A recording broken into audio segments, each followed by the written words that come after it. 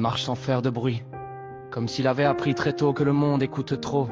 Ses pas sont légers, mais son regard est lourd, chargé de choses qu'on ne dit pas, de décisions prises trop jeunes.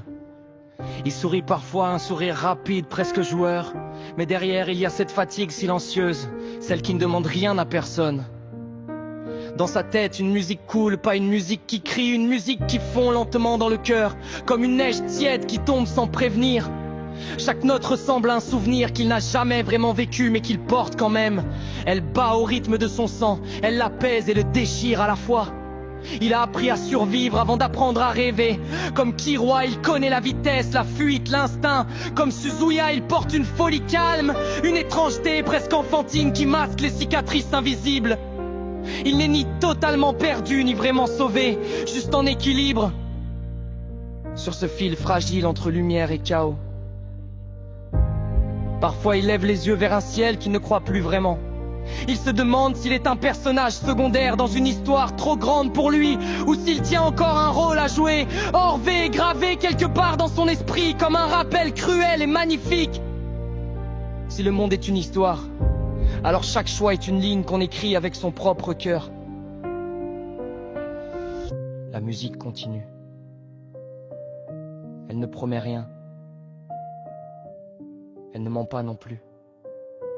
Elle dit juste: tu es encore là. Et dans ce simple fait, respirer, avancer, ressentir, il y a une force étrange, une douceur triste, une rage silencieuse, quelque chose qui ressemble à l'espoir, même s'il n'ose pas encore lui donner ce nom. Il sourit à nouveau, un peu différemment cette fois, parce que même les âmes brisées peuvent encore faire vibrer une mélodie. Il y a un moment étrange, juste après la tempête. Pas le soulagement, pas la paix, juste le silence. La colère est toujours là, mais elle ne brûle plus pareil. Elle devient lourde, presque honteuse, comme si elle se demandait elle-même pourquoi elle existe encore. La tristesse, elle, ne part pas. Elle s'assoit à côté, calmement, et regarde droit devant. Il pense encore à Orvé, à cette idée obsédante. Un lecteur qui connaît la fin, mais qui doit quand même avancer page après page. Et s'il n'était pas fait pour être heureux, et s'il était seulement là pour tenir, pour endurer, pour servir de pilier pendant que l'histoire s'écroule autour de lui. Cette pensée le met en colère, mais une colère différente. Pas contre le monde, contre cette résignation qui essaye de s'installer en lui. Comme Killua, il sent que quelque chose en lui refuse d'être une arme, un outil, un rôle figé. Comme Suzuya, il comprend que la douleur peut déformer, mais qu'elle ne définit pas tout. Même le chaos a ses limites, même la folie a ses silences. La musique revient, plus discrète, moins tranchante. Elle ne guérit rien, elle accompagne. Elle dit: tu as le droit d'être fatigué. Et pour la première fois depuis longtemps, cette permission fait trembler quelque chose dans sa poitrine. Il n'est pas sauvé. Il n'est pas réparé. Mais il est conscient, et dans un monde comme Orvé, la conscience est déjà une forme de rébellion. Refuser de devenir juste une ligne écrite par quelqu'un d'autre. Refuser que la douleur soit la seule vérité. Alors il inspire, un peu mal, un peu trop profond, et il continue. Pas parce que tout ira bien, mais parce que son histoire ne se résume pas à ce qu'on lui a fait subir. Même avec la tristesse, même avec la colère, il avance encore. Et parfois, c'est suffisant.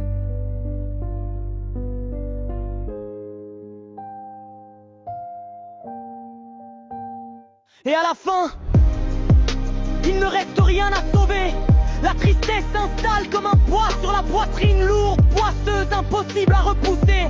Elle ne crie pas, elle use, elle rappelle chaque promesse, creuse chaque silence trop long, chaque absence déguisée en excuse. Elle s'infiltre partout, même dans les souvenirs qui avant faisaient sourire.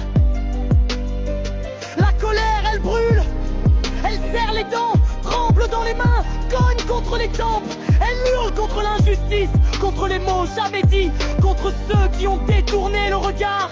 Elle en veut au monde, aux autres et parfois à soi-même, surtout à soi-même. Tout se mélange. Les larmes ne soulagent pas, les cris restent coincés.